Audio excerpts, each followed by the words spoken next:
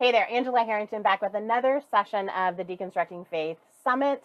I'm really excited about this one because we're going to pull a little bit of a role reversal. I'm going to introduce you to our next speaker, and then I'm actually going to let her take the reins, and she's going to walk us all through a fantastic activity that I know you're going to love. So let me introduce her first, and then we'll jump right into having some fun. If you don't have a journal handy, some colored pencils, crayons, something like that, you might want to go ahead and grab them as you listen to the introduction, because this is going to be an activity that everybody gets to participate in. Let me introduce you to my friend. AJ Smit is a writer, speaker, glitter enthusiast, and professional weaver of joy. She loves dancing in the forest, God, and being in sacred space with others. She's an Enneagram 7, enthusiastic Hufflepuff. I feel like enthusiastic might be like downplaying your enthusiasm. I have a little extra. A little extra, which is good. She's a fantastic person to have as a wing person. She also makes delicious chocolate chip banana bread and is a military spouse to her husband, Jer. They have 2 puppies, houseplants galore, and a rogue garden. AJ has led various red tents, retreats, and workshops internationally for organizations, retreats, and schools over the last 10 years. She offers in-person and virtual red tents, one-on-one creative soul conversations, henna adornment services, and more to help others discover how to weave creativity and curiosity into their lives. Hi, AJ. Hello, lovely. I am Welcome, so excited welcome. about today. Thank Me you. too. I'm just excited that we get to talk. The summit is like an extra bonus that we get to talk and share our conversation with other people. This is true. Yeah. So before we dive into this fantastic activity you have planned, I wonder if you could share just a few minutes with the audience. I know you. I know a lot about your book. I've had a chance to read it. But I wonder if you could just share a little bit about how your faith has been shaped and changed over the years. Yeah. So I grew up in a non-denom charismatic church. So we had speaking in tongues and we had like dancing and flags and oils and prophecy and miracles. Like I saw somebody's foot grow like 3-inch, like crazy things that you're like, this is not possible. But I saw it. And along those lines, I thought, this is the way, this is the only way to do it. And then I got to college and I met other people that were different from me and started hearing their stories. And I got kicked out of my church. I got abused in my church. And I was like, no, that was just that church. That's not my church. And I went to invite a friend to the church I was attending in college. And I was like, our church is great. And she's like, yeah, I'll come check it out. And then I told her what church it was. And she's like, I'm not allowed there. And I was like, what? And she's, remember how I told you I got kicked out and pulled up in front of church and like an exorcist, all this stuff? And I was like, yeah. And she's like, that was that church. And I was, oh, and I started deconstructing and being like, okay, this is not my God. Something's off here. Like one of these things is not the other. Right. But I was so ingrained with the good Christian girls. This is who you are. And yes, I can help you on whatever you need and no problem. And we are happy. Like you don't have anger as emotion. And in college, I started being like, okay, what does it look like if I actually have emotions, if I actually address some things? And then Jared joined the military. So we started going to different churches.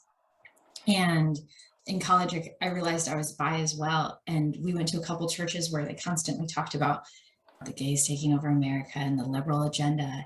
And I was a greeter at our church and helped run things. And I was like, I'm sitting right here. Like I wasn't out, but I was like, if you knew, could I still come? Would you want me to greet your people? Would you want me to do things? And I knew other people in our church as well who had talked to me about things. And so I was like, we're here in this.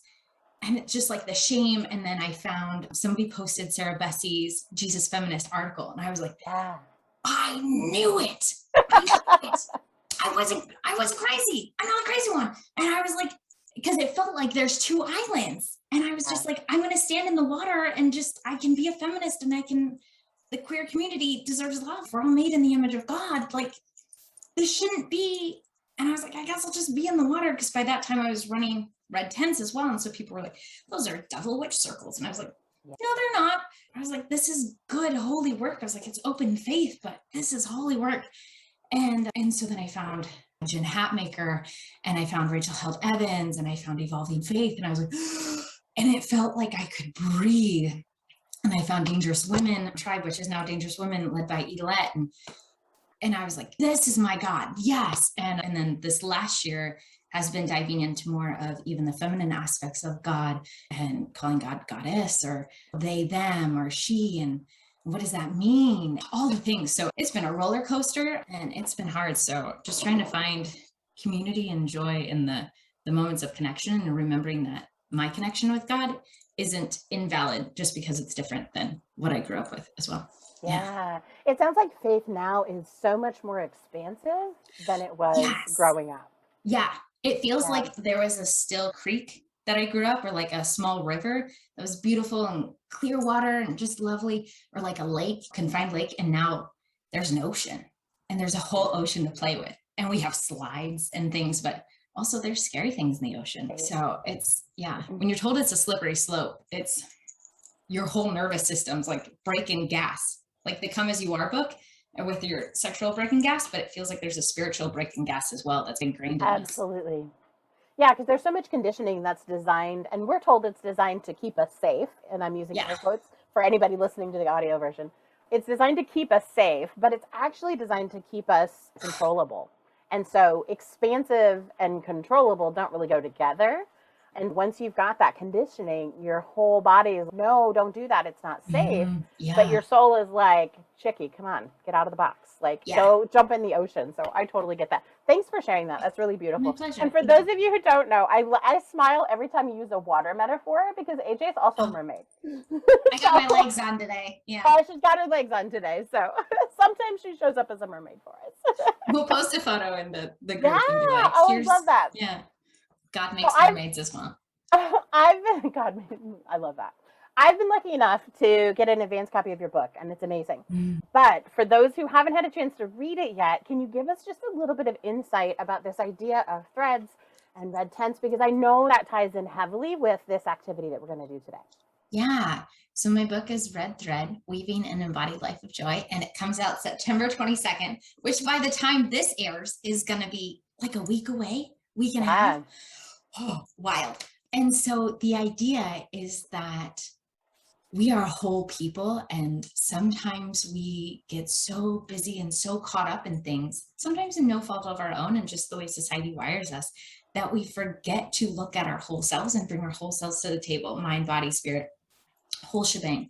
And so this book is a guide towards creating community with your own self, and then with your greater community through red tents, but also different themes. So creativity, curiosity, sanctuary, how we grow, cycles, not only our hormonal cycles, but our energetic cycles. And there's meditations and questions. So it's a little bit of self-help and stories. Yes, there's mermaid stories, but there's scripts you can literally use if you want to create soul-led community to dive deeper with your friends or with yourself. So I'm so thrilled, and the threads we talk about are something we're going to dive in today with our activity as well. Yeah, I love it. I describe it as the book I wish I had when I was like 12. Because there's so much that I've just learned in the last 5 years, and it's in that book, and I'm like, okay, AJ, time travel, go back. It's so much more informative than Are You There, God? It's Me, Margaret, which is what I read when I was coming in. Which is still a fantastic book. But there's just so much that the women who come before us didn't know to teach us.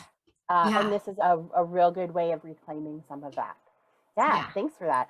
Okay, so I'm going to hand the mic off to you, and I'm going to get my little notebook and my pens, and you're in charge. Take us away.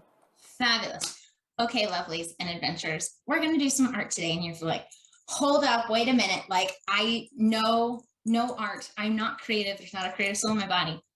That's totally cool. We're not doing grown adult art. We're doing 5-year-old art. Everybody can hold a crayon. Everybody can hold a marker. If you're like, I don't have any markers. I don't have paints. Pens, pencils, perfectly great, perfectly good. So there's an idea of the tapestry that we have in our lives. We have our thread. If you've ever seen Hercules and they got like the red thread of life, and then they like try to cut it or different things. No cutting of the threads today, but we have our life thread that continues in our life. And there's a warp and a weft that weaves through it to create our tapestry. in all of our backgrounds, Christianity has been a weft that has woven deeply into our lives. And it's maybe still a part of that. There's threads that have come in and then up with us. And so our thread can also become yarn and pulling along with us memories or moments or different things that add to the way we are. So we're going to explore what our thread is. And as we draw, and this can look like anything. Maybe your tapestry looks like a tree. Maybe it looks like a quilt. There's no right or wrong way to do this. And I'd love if after you post in the Faith Deconstruction Cafe, or are we going to have a Summit group, Facebook group? So we'll actually have a thread just for this session over in the cafe. So yeah, so they can post and ask questions just about this session. Fabulous. So post your photos there after and share what comes up for you, but there's no right or wrong way. So the way I like to remember it is warp is the threads that go along forward with you. They go in the direction of the weaving of the thing. So like warp speed, full speed ahead, forward. And then weft is like to the left. So weft is going this way and that way. And it might take some of your threads. That's okay. So if you want to grab, I have coloring pencils with me. Also, if you want to grab an oil for later, you can grab your colors and tune in. What color is your life thread? You can start in your past at the bottom of the page, or maybe you start at the edges. What feels good for you? So I think my thread color is going to be green. And I'm just gonna, right here at the bottom, but you can start wherever you want. And in your past, what were the threads that woven into your story? Maybe it was family. What color was family? Maybe there's certain people that came into your life and then they're still with you. So maybe they come in from the side and maybe they go up alongside with you as well. And you can name them. You know, maybe it's a grandma or a friend. Your threads can look like words. Oh, I think my thread is going to turn into leafy vine. That's nice. How's yours doing? Whoa. So my family was purple. Or sorry, my family is orange. Yeah. And the purple heavy line was the start there for me. So, oh, I like it. Lots of little tendrils is what I'm envisioning. Wisp, like baby hair wispy tendrils is how I'm envisioning it. I love it. If you had a moment in your childhood that feels like it stands out to you, that kind of marked you or changed your perception of the life, is that a weft? Maybe it is, maybe it isn't. Maybe it's like some shading in the background. What does that look like? What was it?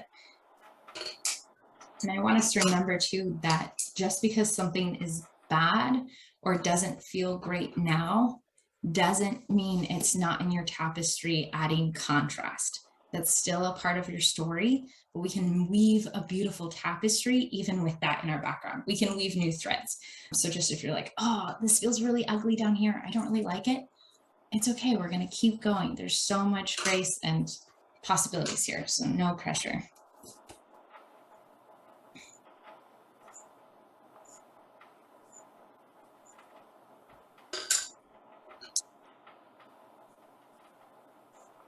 In college, one thing I started was I found out about a belly dancing troupe that needed extra dancers. And so I joined in and we started a burlesque troupe, like from scratch with the drag queen. And they taught me how to embody and take up space on stage and embrace my body in a way that I hadn't learned growing up. So for me, that kind of looks like, I don't have my glitter. I'm traveling right now, so I'm glitterless. So, you know, I'll add glitter later. But that looks like little sparkles of blue that kind of kept coming up for me.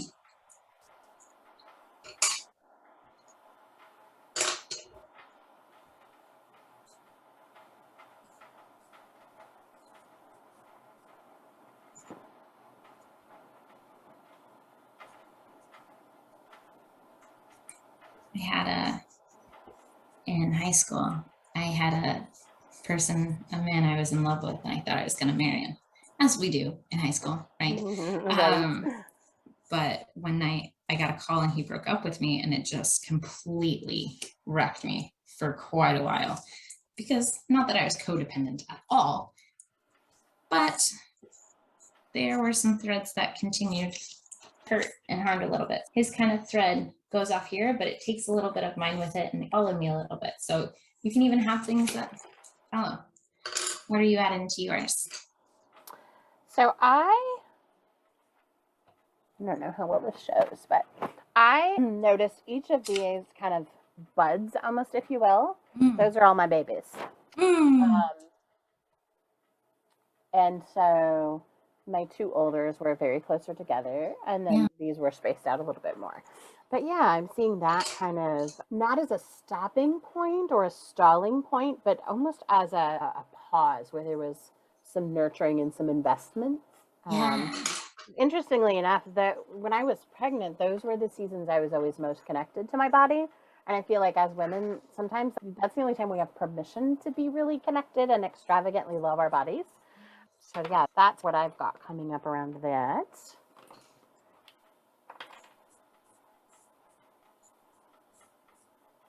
So one thread I also want to include here on mine, and you can if you'd like or not. I'm a military spouse, so we move every 3 years, and we've moved in lots of different places.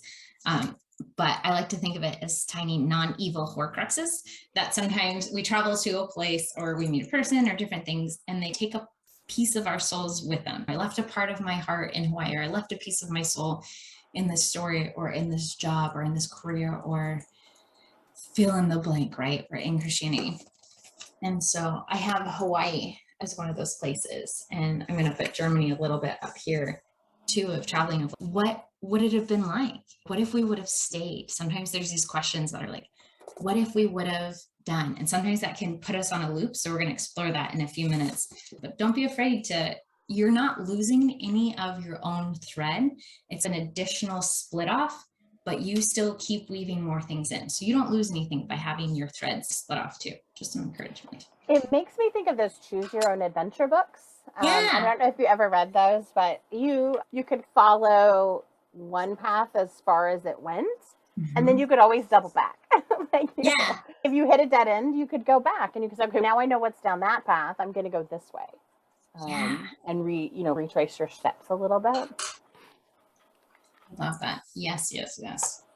I have we moved a lot when I was a kid too, and I actually was having that conversation with my husband this weekend. We had one of my kiddos had an event in a town I used to live in, and I just had that question of what would it have been like to have stayed here when I was 12 years old and to have stayed here for 40 plus years. So it's a really freeing exercise if you can get past the fear of, oh, I might regret following that. Like, I might regret thinking about that because it might hurt. Well, yeah, there may be some grief there, and it's okay.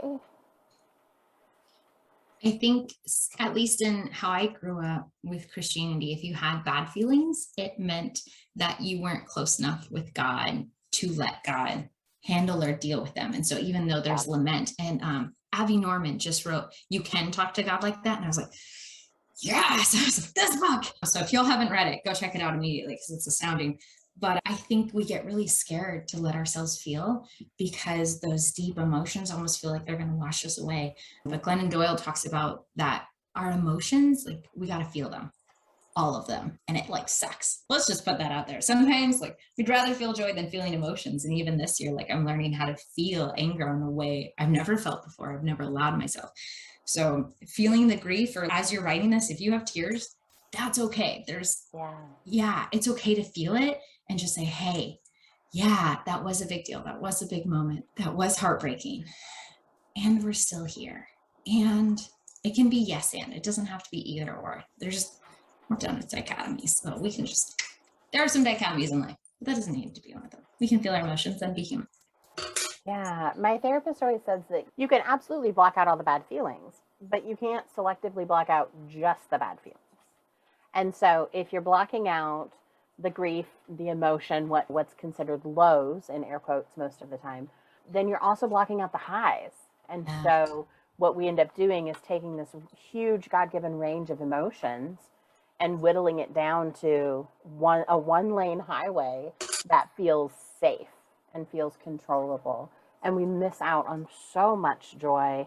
We tell ourselves we miss out on the pain, but I'm not sure that we actually do. I think we just save it up for later, and it makes itself known when we can't save it up anymore. It just bursts through. And I think it metastasizes as well. When we put things off, it builds and builds, because then it's, if we didn't address it. And then something I like to remember is that emotions don't die, they morph, right? So if we feel frustrated with somebody or not heard or seen, and we don't voice that and say, hey, you crossed my boundary, this feels really gross, and we swallow that, it doesn't come out the other end. It stays in our body, and we get angry and we get bitter and we get resentful or we get manipulative. Like, it comes out one way or another, even if we're like, it's fine, it's fine. That's nice, but like, your body's telling me a whole different story. Like, right, exactly. Do you need a nap? It's always like, Jesus, a nap, an orgasm, water, like drinks, or like some food. Like, one of these 5 things will usually help. Or all of them. Sometimes you just need all in a very short period. Or like some meditation, whatever. Right. But, 100%. And especially with this pandemic, there's been a lot of freeze energy of, there's so much in the world. Nadia Bowles-Weber the other day posted, our bodies weren't built for this. They were built just to handle our own village. And I was like, oh, okay, cool. I'm not failing at being a human, because I can barely, like, right now I'm healing from burnout, and the book's coming, and I'm so excited, and I'm also really tired. We can have both, and grace for ourselves to say, I can't do this right now. I need to put this on pause, or I need to take a nap. Resting is also productive, restorative energy time. Yeah. I think there's a lot of pressure for women to not only stuff our energy or to stuff our emotions, but to not give them any energy. And so even in private, we've been taught not to give them energy. And one of the most freeing things I ever heard was one of the first things that really started to free me up energy and emotionally was that anger is a secondary emotion. Yes. So get mad, go through the anger, and figure out what's on the other side. And I was like, and of course I learned it for my kids, or I learned it for somebody else. And I was like, wait a second, if it's true for them, why isn't it true for me also? Yeah. But I think I know we're not encouraged. And most of the time we're not allowed to sit in all of these different points, whether it's a pressure point or it's a change or a loss. We just have to muscle through it for some reason. And there's just too much. There's too much for us to muscle through. It doesn't matter how strong you are.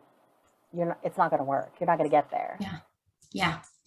And along those lines of fighting versus flowing and like allowing it to go through you, what does your new faith exploration look like? What are the possibilities on your horizon that you're exploring? It can be really scary to say, I don't know. And deconstruction is a lot of, I'm not sure. And if you grew up like me, I'm not sure means you need to pray. You need to get prayed over. You need to get better with God. And it's something I keep repeating to myself. If God is God, God can handle my questions. God can handle them. God, even if I don't know, save it up till I die. But so for me, I had, God is feminine. I had goddess show up for me. And so like for me, I've got some starry night stuff and lots of forest time, just like, okay. And then in my possibilities, like it feels like I'm flourishing into myself, like I'm growing into myself. So it feels like sunlight in my possibilities coming up. So what's in your future that might be ahead a little bit, and draw that. And then we're going to check out some of those offshoots. So I'll give you another minute to kind of draw what's ever up ahead, just around the riverbed. Are you a Disney musical fan? I'm picking up on this trend. 100%. Okay. Just want to call it. Is my favorite Disney princess. There's a lady yesterday at the checkout, and she's like, I love Rapunzel. And I was like, I love Kida. And she's like, I don't know who Kida is. I was like, oh, you're in for a treat. Atlantis? Did you see the movie Atlantis? I love it, Atlantis. My kids were old enough when it came out that we went to see it in the theater. So I just totally aged myself. But I remember sitting there and being like, who is she? That's not a typical Disney princess. Okay, I really like this. And she's a role model. She's a warrior, speaks like 800 languages. She's got a magic crystal. She's got gray hair. She's got blue tattoos. Yeah, she was way more expensive than Disney princess, or not to pick on Disney, but any princess or any female in the movies, at least in the 90s. She was way more expansive than anybody was allowed to be at that point. Yeah. No shame on anybody else who has a different favorite Disney princess. But if you haven't seen Atlantis, here's your sign. Oh my gosh, please go back and watch it. It's so good. It's so good. Okay. How are you feeling? I'm feeling good. This is very restorative. I came in feeling a little wiped out this morning after not feeling good for a couple of days. And there's definitely just some magic to connecting to your story without feeling like I have to produce something. That, like you said, this isn't about results. This is about connecting with your story and seeing your thread for what it is. Yeah, I'm good. Yeah. And the story without the story, right? How many times do we recall something and we're like, oh, this means XYZ about me, or me feeling X means I'm a bad person, or means I have all this shame, or that I was like, we recall with stories and then we put a story on top of it. So what happens when we take out the story and just say, Katie Byron does this work of what is reality as it stands. Okay. Then what's the next right step? Okay. It feels like the story without all the obligations that are usually tied to the story. Oh, I'm a peacemaker in my family, which usually means codependent enabler, but I'm a peacemaker in my family. So when I tell this story about this awful thing that really traumatized me, I have to make sure I don't hurt the other people that were involved, because it's not their fault. They didn't mean, right? Those obligations, sometimes we spend more energy on the obligations than we do telling our actual story or sitting with our story. That needs to be a quote card. Okay. Yeah, that's good. Okay, so I want you to pick one of the things that you had an offshoot with. And if you didn't draw an offshoot, that's okay. But then maybe we can think of a moment where it feels like part of you went off somewhere that you're like, oh, what if you have those moments of nostalgia, oh, I wonder what it would have been. It doesn't have to be a bad thing. It could be a good thing. It could be with your current partner. It could be, maybe you would have stayed somewhere. Maybe you would have gotten your degree. Maybe you would have waited a couple of years for children. Anything. Maybe you decided to have children. We don't have any children. So one of my offshoots is maybe we would have stayed in Iowa and we would have adopted, or we would have tried, or, okay. So I'll give you like 15 seconds to get it in your head. So if you want to give me a thumbs up. I've got mine.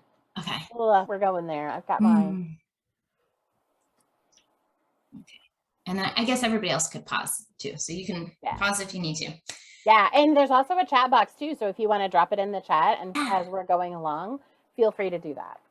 Totally.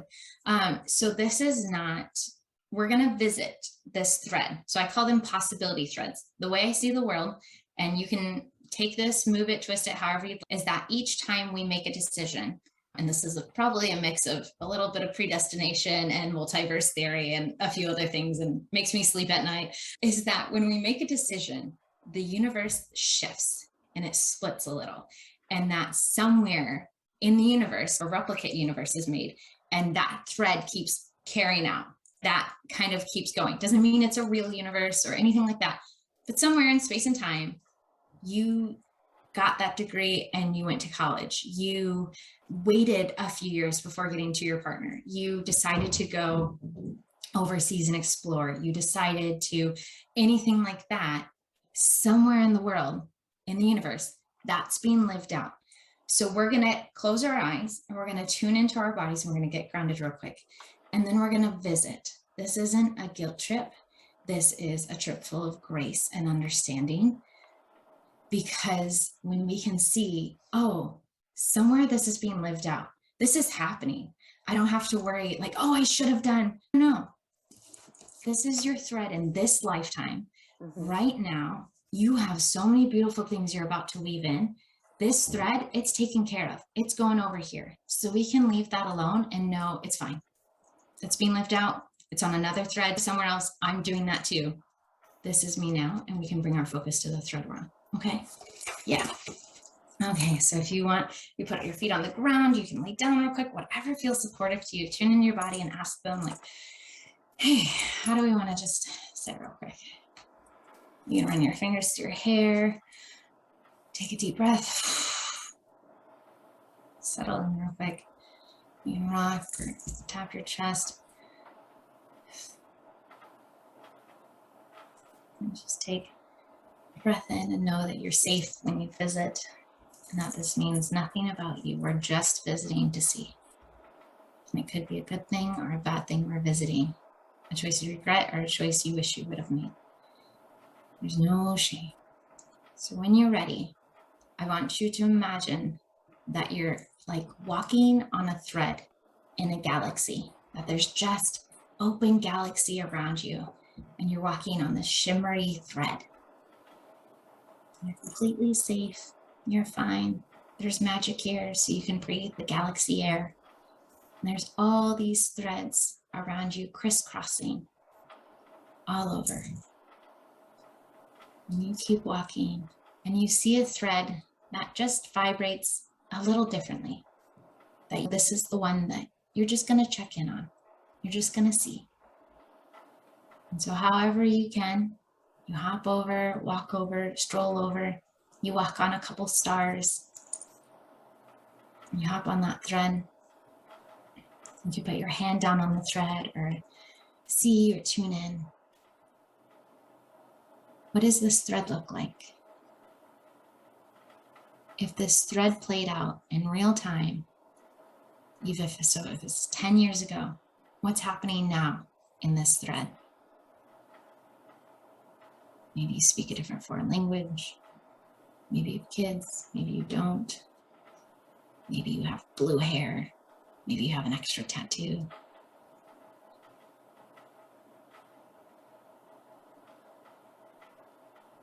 Can you see yourself with grace and kindness? That they are doing the best they can with what they're able. Maybe they also have possibility threads. They also might have things that they regret or wish they would have done or wonder about. But they're there. That thread is being left out. So take a minute, look around, whatever you need to do. Maybe you're able to talk to your possibility thread self. Maybe they'll check in, lock eyes with you. Or maybe they'll just know.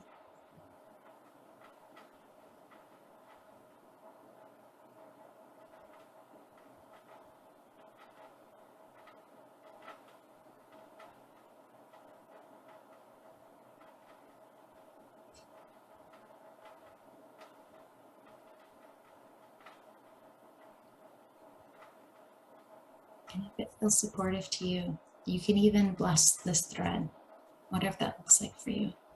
Maybe you leave a crystal, or you whisper a prayer or a blessing, or a wish on the air to the universe, spirit, God, or to yourself. You are okay. You are safe. You are loved.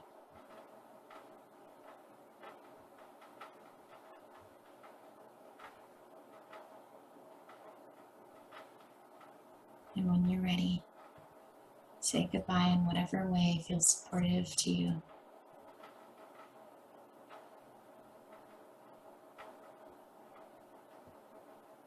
And stand up from the thread. Bring yourself back to the galaxy, threads surrounding you, and come back on your own. And know that at any time, if you have a memory pop up or something you're like, oh, I should have said, you can hop over, you can check. And sometimes your life might look exactly the same, but the things we worry about didn't impact people at all. Or maybe it changed a lot of things. But we're here on this thread right now. This is yours. And look ahead in front of you. Do you see all the threads that split in front of you that you can choose? Infinite possibilities lay ahead of you. You are capable and kind and wise. Trust your soul, trust your heart. And when you're ready, tune back into your body in this moment, in the sound of my voice. the feeling of your body on the chair. Maybe stretch, wiggle, yawn, and come back to present.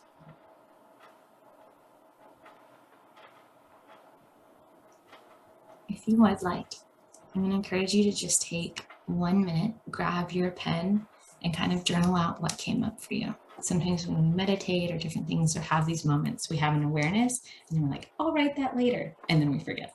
So this way you can recall, hey, here's how I felt seeing that. Here's how I feel now.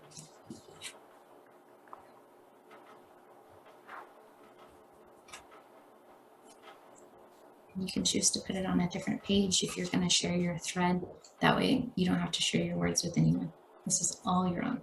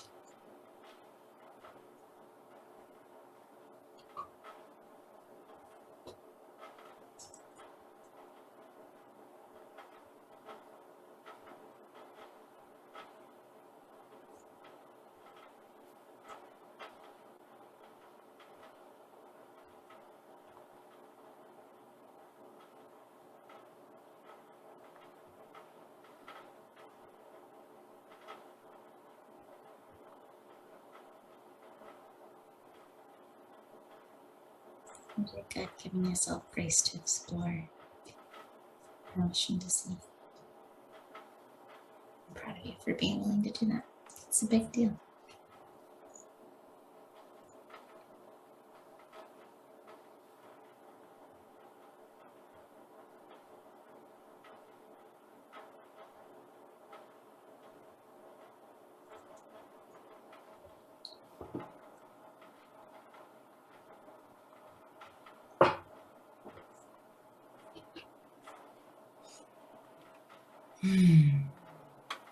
How do you feel? I feel good. That was really interesting. The idea of just feeling the possibilities of what that thread could have led to. There's a lot of peace in that. Yeah.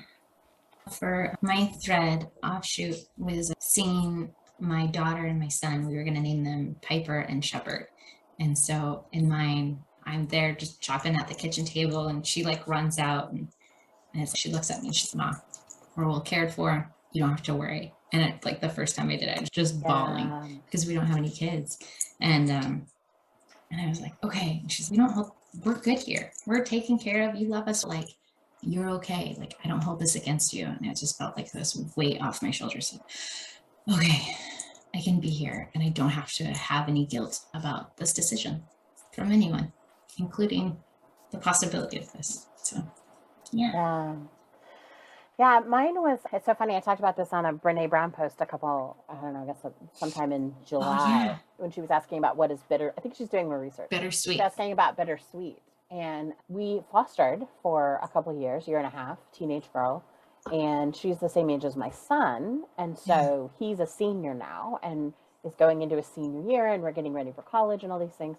And she was able to reunify, but it was very bittersweet because it had gotten to the place where we didn't think reunification was possible. So we had to plan for both. We had to plan for her to stay with us forever and for her to be reunified. And so it's one of those things where there was no way it was going to be easy. There was no way to plan for all the possibilities.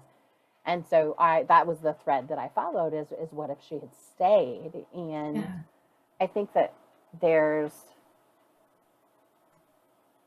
a lot of permission in that space for me that she would have been okay if she stayed, and she's okay now that she's gone.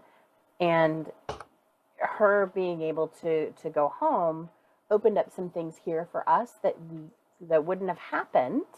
There was more space. And so she was okay with that.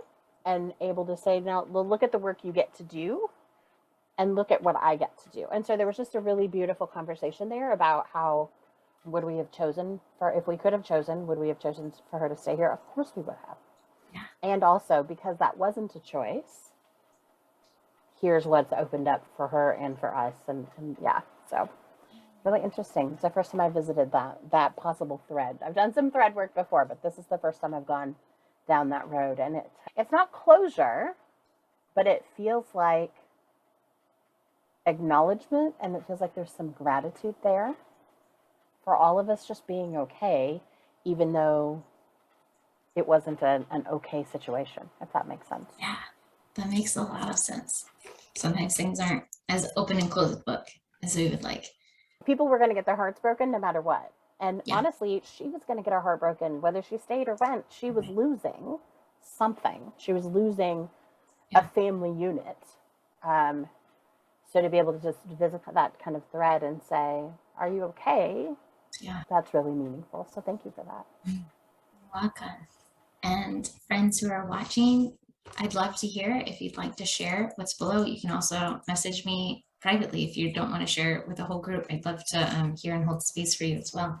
I'd love to wrap up our activity with a blessing.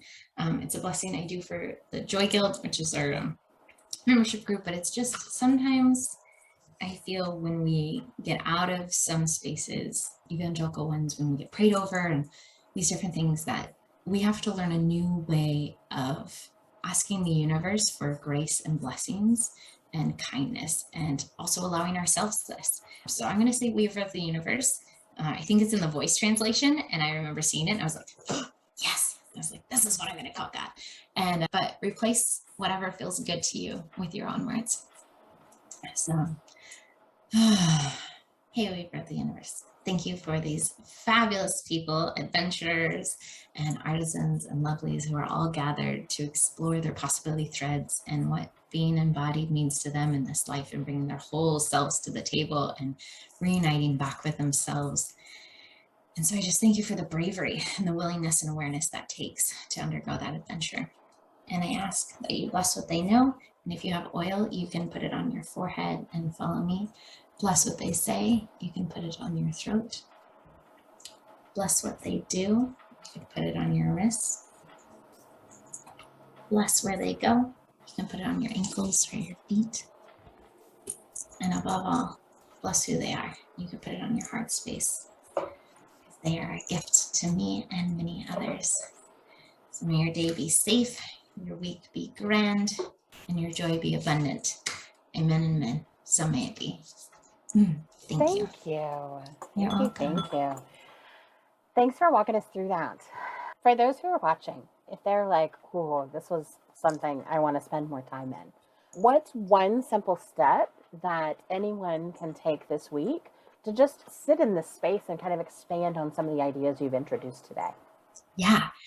Look at your drawing. What are the things and your possibilities coming up that you wanted to pull in?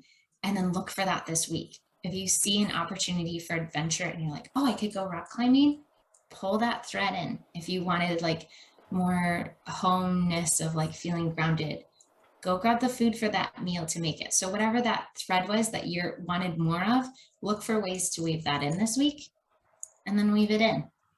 Conscious weaving. Awesome. And if people want to, because they should, get in touch with you, stay connected with you, continue to learn from you, tell us where we can find you online. And we'll make sure, I know your book will be coming out probably in about a week after this airs. Yes. So we'll make sure there's a link right under this video and we'll send them right to the book page. But where else can they find you? How can they work with you? Give us all the deets on that. Yes. So thejoyweaver.com is my website. And then The Joy Weaver is my Facebook and Instagram and soon Pinterest page, because we're expanding. And then I have a free Facebook group, Embodied in Joy.